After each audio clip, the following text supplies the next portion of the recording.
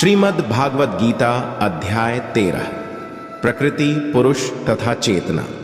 अर्जुन ने कहा, हे कृष्ण, मैं प्रकृति एवं पुरुष, भोक्ता, क्षेत्र एवं क्षेत्रज्ञ तथा ज्ञान एवं ज्ञेय के विषय में जानने का इच्छुक हूं। श्री भगवान ने कहा, हे कुंती पुत्र, यह शरीर क्षेत्र कहलाता है और इस क्षेत्र को जानने वाला क्षेत्रज्ञ है। हे भरतवंशी, तुम्हें पता होना चाहिए कि मैं भी समस्त शरीरों में पता भी हूं और इस शरीर तथा इसके झाता को जान लेना ज्ञान कहलाता है, ऐसा मेरा मत है। अब तुम मुझसे यह सब संक्षेप में सुनो कि कर्म क्षेत्र क्या है, यह किस प्रकार बना है, इसमें क्या परिवर्तन होते हैं, ये कहाँ से उत्पन्न होता है, इस कर्म क्षेत्र को जानने वाला कौन है और उसके क्या प्रभाव हैं। विभिन्न वैदिक ग्रंथों में विभिन्न आर्षियों ने कार्यकलापों के क्षेत्र तथा उन कार्यकलापों के पता के ज्ञान का वर्णन किया है। इसे विशेष रूप से वेदांत सूत्र में कार्य कारण के समस्त तर्क ममेत पमतुत किया गया है। पंच महाभूत, अहंकार, बुद्धि, अव्यक्त, तीनों गुणों की अप्रकट अवस्था, 10 इंद्रियां तथा मन, 5 इंद्रिय विषय, इच्छा, द्वेष, सुख, दुख, संघात, जीवन के लक्षण तथा धैर्य, इन सब को संक्षेप में कर्म का क्षेत्र तथा उसकी अंतः क्रियाएं विकार कहा जाता है। विनम्रता, दंभहीनता, अहिंसा, सहिष्णुता, सरलता, प्रामाणिक गुरु के पास जाना, पवित्रता, स्थिरता, आत्मसंयम, इंद्रिय तृप्ति के विषयों का परित्याग, अहंकार का अभाव, जन्म, मृत्यु, वृद्धावस्था तथा रोग के दोषों की अनुभूति, वैराग्य, संतान, स्त्री, घर तथा अन्य वस्तुओं की ममता से मुक्ति, अच्छी तथा बुरी घटनाओं के प्रति संभाव, मेरे प्रति निरंतर अनन्य भक्ति, एकांत स्थान में रहने की इच्छा, जन समूह से विलगाव, आत्म साक्षात्कार की महत्ता को स्वीकारना तथा परम सत्य की दार्शनिक खोज, इन सब को मैं ज्ञान घोषित। अब मैं तुम्हें ज्ञेय के विषय में बतलाऊंगा, जिसे जानकर तुम नित्य ब्रह्म का आस्वादन कर सकोगे। यह ब्रह्म या आत्मा जो अनादि है और मेरे अधीन है, इस भौतिक जगत के कार्यकरण से परे स्थित है। उनके हाथ, पांव, आंखें, सिर तथा मुंह तथा उनके कान सर्वत्र है। इस प्रकार परमात्मा सभी वस्तुओं में व्याप्त होकर अवस्थित है। परमात्मा समस्त इंद्रियों के मूल स्रोत हैं, फिर भी वे इंद्रियों से रहित हैं। वे समस्त जीवों के पालन करता होकर भी अनासक्त हैं। वे प्रकृति के गुणों के परे हैं, फिर भी वे भौतिक प्रकृति के समस्त गुणों के स्वामी हैं। परम सत्य जड़ तथा जंगम समस्त जीवों के बाहर तथा भीतर स्थित हैं। सूक्ष्म होने के कारण वे भौतिक इंद्रियों के द्वारा जानने या देखने से परे हैं। यद्यपि वे अत्यंत दूर रहते हैं, किंतु हम सबों के निकट भी हैं। यद्यपि परमात्मा समस्त जीवों के मध्य विभाजित प्रतीत होता है, लेकिन वह कभी भी विभाजित नहीं है। वह एक रूप में स्थित है। यद्यपि वह प्रत्येक जीव का पालन करता है, लेकिन यह समझना चाहिए कि वह सबों का संहार करता है और सबों को जन्म देता है। वे समस्त प्रकाशमान वस्तुओं के प्रकाश स्रोत हैं। वे भौतिक अंधकार से परे हैं और अगोचर हैं। वे ज्ञान हैं, ज्ञेय हैं और ज्ञान के लक्ष्य हैं।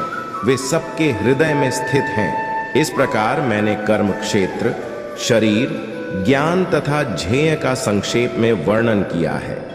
इसे केवल मेरे भक्त ही पूरी तरह समझ सकते हैं और इस तरह मेरे स्वभाव को प्राप्त होते हैं। प्रकृति तथा जीवों को अनादि समझना चाहिए। उनके विकार तथा गुण प्रकृति जन्य हैं।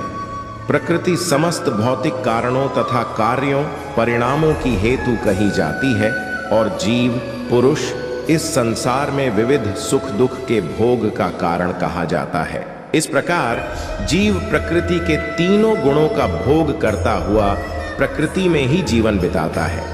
यह उस प्रकृति के साथ उसकी संगति के कारण है। इस तरह उसे उत्तम तथा अधम योनियाएं मिलती रहती हैं। तो भी इस शरीर में एक दिव्य भोक्ता है जो ईश्वर है, परम स्वामी है और साक्षी तथा अनुमति देने वाले के रूप में विद्यमान है और जो परमात्मा कहलाता है। जो व्यक्ति प्रकृति, जीव तथा प्रकृति के गुणों की अंतः क्रिया से संबंधित इस विचारधारा को समझ लेता है, उसे मुक्ति की प्राप्ति सुनिश्चित है। उसकी वर्तमान स्थिति चाहे जैसी हो, यहाँ पर उसका पुनर्जन्म नहीं होगा। कुछ लोग परमात्मा को ध्यान के द्वारा अपने भीतर देखते हैं, तो दूसरे लोग ज्ञान के अनुशीलन द्वारा, और कुछ ऐसे हैं जो निष्काम कर्म योग द्वारा देखते हैं। ऐसे भी लोग हैं जो यद्यपि आध्यात्मिक ज्ञान से अवगत नहीं होते, पर अन्यों से परम पुरुष के विषय में सुनकर उनकी पूजा करने लगते हैं। ये लोग भी प्रामाणिक पुरुषों से श्रवण करने की मनोवृत्ति होने के कारण जन्म तथा मृत्यु पथ को पार कर जाते हैं। हे भरतवंशियों में श्रेष्ठ, यह जान लो कि चर तथा अचर जो भी तुम्हें अस्तित्व में दिख रहा है, वह कर्म क्षेत्र तथा क्षेत्र के झाता का संयोग मात्र है। जो परमात्मा को समस्त शरीरों में आत्मा के साथ देखता है और जो यह समझता है कि इस नश्वर शरीर के भीतर न तो आत्मा न ही परमात्मा कभी भी विनष्ट होता है, वही वास्तव में देखता है। जो व्यक्ति परमात्मा को सर्वत्र तथा प्रत्येक जीव में समान रूप से वर्तमान देखता है, वह अपने मन के द्वारा अपने आप को भ्रष्ट नहीं करता। इस प्रकार वह दिव्य गंतव्य को प्राप्त करता है। जो यह देखता है कि सारे कार्य शरीर द्वारा संपन्न किए जाते हैं, जिसकी उत्पत्ति प्रकृति से हुई है, और जो देखता है कि आत्मा कुछ भी नहीं करता, वही यथार्थ में देखता है। जब विवेकवान व्यक्ति विभिन्न भौतिक शरीरों के कारण विभिन्न स्वरूपों को देखना बंद कर देता है और यह देखता है कि किस प्रकार जीव सर्वत्र फैले हुए हैं, तो वह ब्रहा बोध को प्राप्त होता है। शाश्वत दृष्टि संपन्न लोग यह देख सकते हैं कि अविनाशी आत्मा दिव्य, शाश्वत तथा गुणों अतीत है। हे अर्जुन, भौतिक शरीर के साथ संपर्क होते हुए भी आत्मा न तो कुछ करता है और न लिप्त होता है। यद्यपि आकाश सर्वव्यापी है, किंतु अपनी सूक्ष्म प्रकृति के कारण किसी वस्तु से लिप्त नहीं होता। इसी तरह ब्रह्म दृष्टि में स्थित आत्मा शरीर में स्थित रहते हुए भी शरीर से लिप्त नहीं होता। हे भरतपुत्र, जिस प्रकार सूर्य अकेले इस सारे ब्रह्मांड को प्रकाशित करता है, उसी प्रकार शरीर के भीतर स्थित एक आत्मा सारे शरीर को चेतना से प्रकाशित करता है। जो लोग ज्ञान के चक्षुओं से शरीर तथा शरीर के झाता के अंतर को देखते हैं और भव बंधन से मुक्ति की विधि को भी जानते हैं, उन्हें परम लक्ष्य प्राप्त